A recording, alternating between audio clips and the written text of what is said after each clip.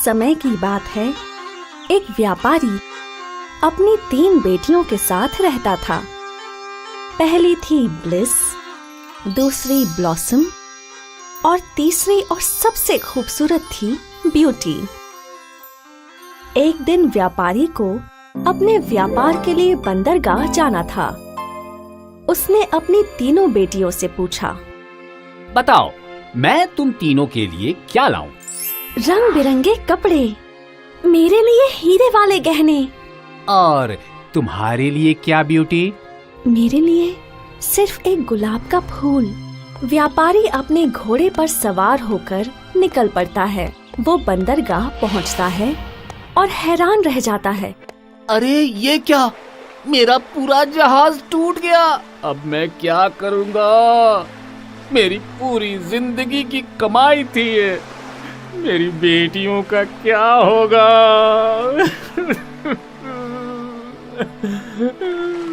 व्यापारी बहुत दुखी था।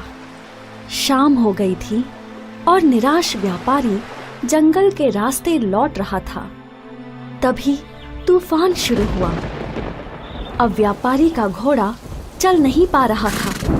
तूफान से बचने के लिए व्यापारी जंगल में छुपने लगा। तभी उसकी नजर जंगल में बने एक महल पर गई।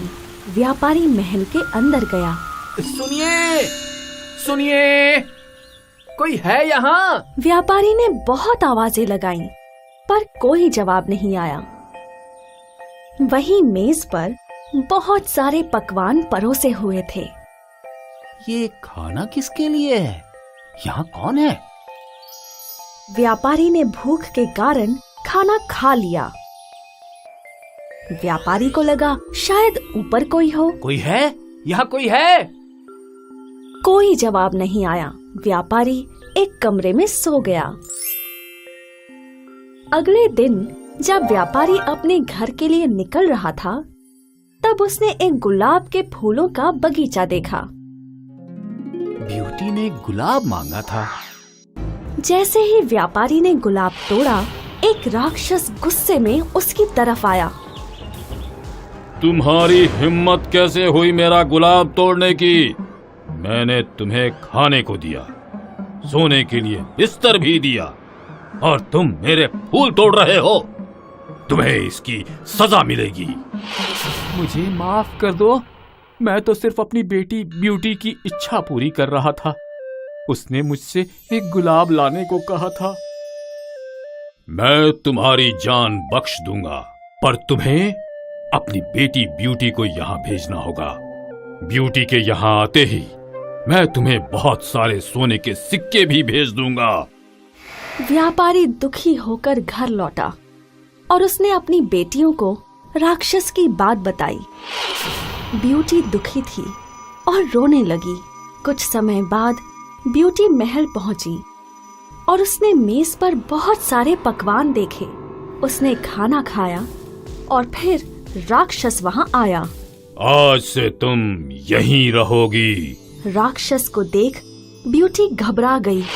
घबराई हुई ब्यूटी अपना कमरा ढूंढते हुए ऊपर पहुंची और उसने एक दरवाजा देखा जिसे गुलाब के फूलों से सजाया हुआ था।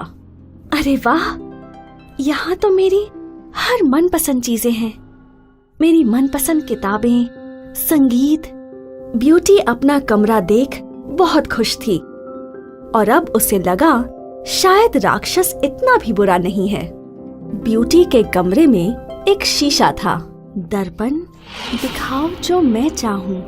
ब्यूटी अपने पिता को रोते हुए देखती है और खुद भी भावुक हो जाती है।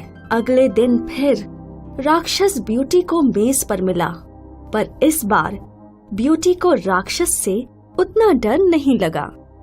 राक्षस अब ब्यूटी को रोज मिलने लगा। वो ब्यूटी की पसंद की हर चीज उसके लिए हमेशा तैयार रखता।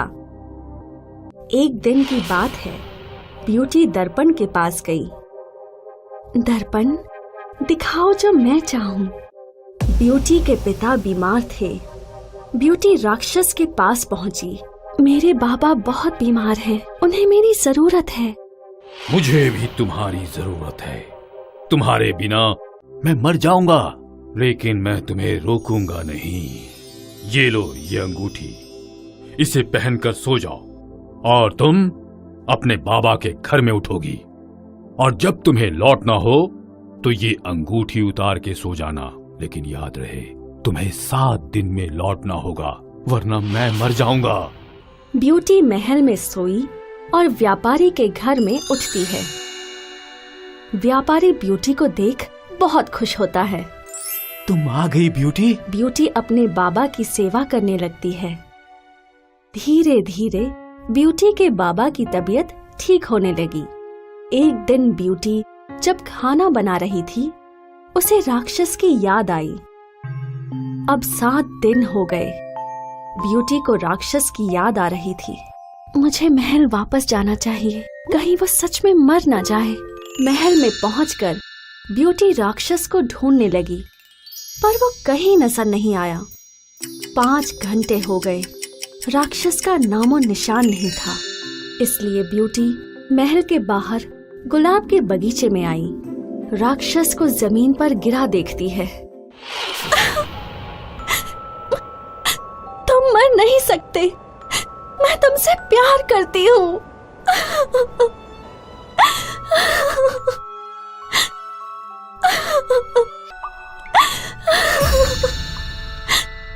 तुम कौन हो?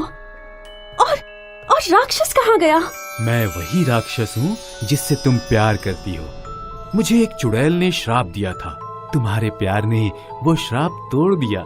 इसके बाद ब्यूटी और राजकुमार बहुत खुशी से साथ साथ रहने लगे। ब्यूटी राजकुमार को लेकर व्यापारी के घर आई, जहाँ उन्होंने शादी कर ली और वो हमेशा खुश रहे।